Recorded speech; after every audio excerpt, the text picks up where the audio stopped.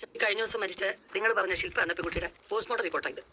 ഈ റിപ്പോർട്ട് പ്രകാരം വിഷം ഉള്ളിൽ ചെന്നാണ്, കൃത്യമായിട്ട് പറയുകയാണെങ്കിൽ 8 ഗ്രാം സിങ്ക് ഫോസ്ഫേറ്റ് ഉള്ളിൽ ചെന്നാണ് കുട്ടി മരിച്ചിരിക്കുന്നത്. ആ കുട്ടിയുടെ മൊബൈൽ ഫോണിന്റെ ഫോറൻസിക് റിപ്പോർട്ട് അനുസരിച്ച് ഗോകുൽ എന്നൊരു പയ്യനുമായിട്ടുള്ള ടോക്സിക് റിലേഷൻ ആണ് ആ കുട്ടിയെ മരണത്തിലേക്ക് നയിച്ചതെന്നാണ് വ്യക്തമാവുന്നത്. അതിന്റെ തെളിവുകളും കിട്ടിയിട്ടുണ്ട്. ഇത് ആ പെൺകുട്ടിയുടെ പിതാവാണ്. അവരെ ഞങ്ങൾ കാര്യങ്ങൾ പറഞ്ഞു ബോധിപ്പിച്ചിട്ടുണ്ട്. അദ്ദേഹത്തിന് അത് മനസ്സിലായിട്ടുമുണ്ട്. സോ വ്യക്തമായ മെഡിക്കൽ റിപ്പോർട്ടിന്റെയും സാഹചര്യ തെളിവുകളുടെയും അടിസ്ഥാനത്തിൽ ഞാൻ നിങ്ങളോട് പറയുന്നു, ശില്പ എന്ന പെൺകുട്ടി ആത്മഹത്യ ചെയ്തിരിക്കുക തന്നെയാണ്. It was A suicide. അപ്പൊ കുട്ടി മരിച്ചത് സഫിയ നസ്രിയുടെ കടയിൽ നിന്ന് ഭക്ഷ്യവിഷബാധ. പോസ്റ്റ്മോർട്ടം ചെയ്ത സർജൻ ഡോക്ടർ ഐസക് നിങ്ങൾ പറഞ്ഞോ? ഞാൻ പറഞ്ഞില്ല. കുട്ടിയുടെ പാരന്റ്സ് പറഞ്ഞു. നിങ്ങളാണ് പറഞ്ഞത്. ഒരു സ്ഥാപനത്തിൽ ഒരു പരിശോധന നടന്നാൽ നിങ്ങൾ പറയും അതങ്ങ് അടച്ചു പൂട്ടിന്ന്. ഒരാളെ ചോദ്യം ചെയ്യാനെന്ന് വിളിപ്പിച്ചാൽ അയാൾ ആ പ്രതി നിങ്ങൾ പറയും. മിണ്ടാത്തോനൊരു മൂകനാണ് പറകിൽ വായാടിയായിടും കണ്ടന്താൻ ശുഭവേഷമെങ്കിലോ അതില്ല ഞാൻ പിശുക്കൻ ഫലം. ആ സ്ത്രീ സഫിയ ICU ക്രിട്ടിക്കൽ സ്റ്റേജിലാണ്. അവർക്ക് എന്തെങ്കിലും സംഭവിച്ചാൽ ആരാ മറുപടി പറയുന്നത്? അതിന് ഞങ്ങളാണ് മറുപടി പറയേണ്ടത്. ഏതൊരു റിപ്പോർട്ടും പൊക്കി പിടിച്ച് ആത്മഹത്യയാണെന്ന് പറഞ്ഞ് നിങ്ങൾ ഈ ഡ്രാമ കളിച്ചിട്ടൊന്നും കാര്യമില്ല. ഞങ്ങളെ കൺവിൻസ് ചെയ്യണം. നീ ഏതാ ചെറുക്ക?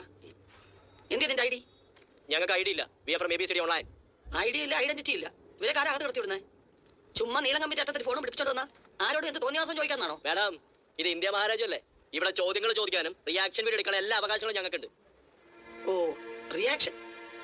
ഒഴിക്കൽ സ്വന്തം അച്ഛനെ നഷ്ടപ്പെട്ട 6 വയസ്സുകാരന്റെ മുമ്പിൽ ക്യാമറയും പൊക്കി പിടിച്ചോണ്ടിയെന്ന് അതിന്റെ കരച്ചിലൊരു ദയയില്ലാതെ എടുക്കുന്നതാ നീ പറഞ്ഞ റിയാക്ഷൻ അല്ലയോ?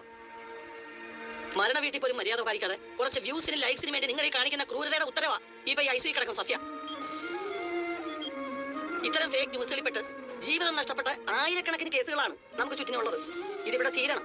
അതിനു വേണ്ടിയുള്ള ഓർഡിനൻസ് സർക്കാർ ഉടനെ പുറത്തിറക്കും വിത്ത് ഇമ്മീഡിയറ്റ് എഫക്ട്. പിന്നെ ആ വനിതാ ബ്ലോഗർക്കെതിരെ ആത്മഹത്യാ പ്രേരണ കുറ്റം IPC 309 വകുപ്പ് പ്രകാരം കേസെടുക്കും. ശക്തമായ നടപടി ഉണ്ടാവും. സോഷ്യൽ മീഡിയയ്ക്ക് മേൽ സർക്കാർ സെൻസർഷിപ്പ് കൊണ്ടുവരും എന്നാണ് ഈ പറഞ്ഞു വരുന്നത്. എന്റെ PG, ഇത് കേരളമല്ലേ?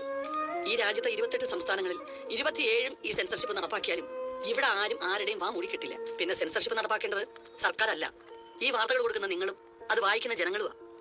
പിന്നെ ഒരല്പം മനുഷ്യത്വവും സഹാനുഭൂതിയും നിങ്ങളിൽ ബാക്കിയുണ്ടെങ്കിൽ ഒരു വാർത്ത കൊടുക്കുന്നതിന് മുൻപ്, അത് ഷെയർ ചെയ്യുന്നതിന് മുൻപ് ഒന്നല്ല ഒരു 100 വട്ടം ചിന്തിക്കണം. കാരണം വാർത്തയുടെ അങ്ങേ തലയ്ക്കൽ മറ്റൊരാളുടെ ജീവിതമുണ്ട്. അത് മറക്കരുത്. എന്നാ പോയിക്കോട്ടെ.